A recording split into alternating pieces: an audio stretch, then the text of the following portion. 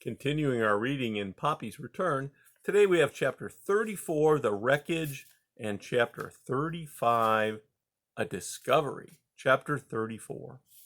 Confident that at last the bulldozer had truly halted, some of the mice began to approach the wreckage of the house, poking and prodding it. Others continued to stare at the bulldozer. A few gazed nervously up at Aerith and Mephitis.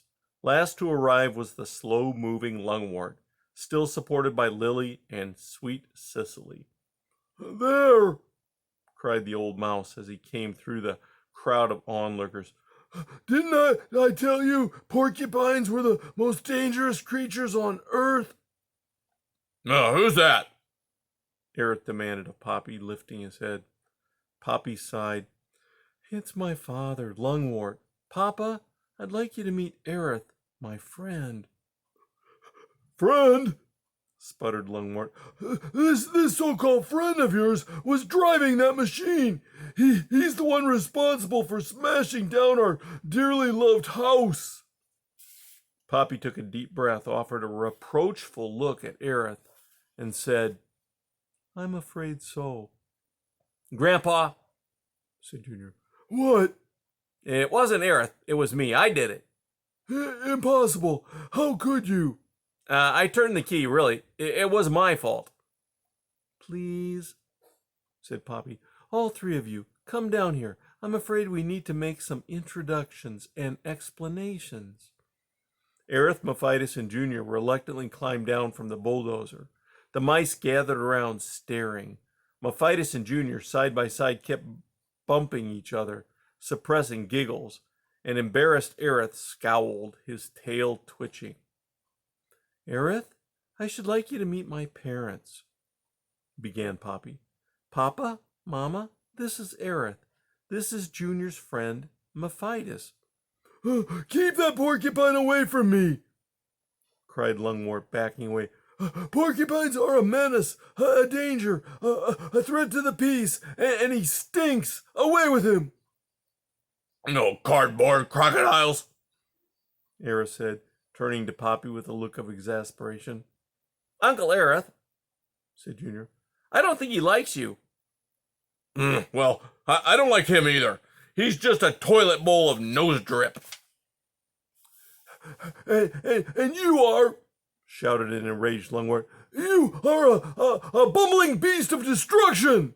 See here, you," Aerith began to reply. "Aerith," shouted Poppy with all her breath, "for once, be quiet." "Mice cavorting with porcupines and skunks," cried Lungwort. "The world's gone insane. I want nothing to do with it. Poppy, if this is the way you would lead the family, I clearly have made a grave mistake. If there's no one who understands me," he cried. Lily held out a paw. "Papa, would you like a pine seed?" Lungwort stared at her and blinked. "Lily," he cried, it's perfectly clear you should be head of the family." With a snort, Lungwort pulled off his thimble cap and brought it down on Lily's head. Then, muttering under his breath, he marched haltingly away, sweet Cicely and Lily by his side. Lily, reaching up to touch the cap, tried to suppress a smile, but could not.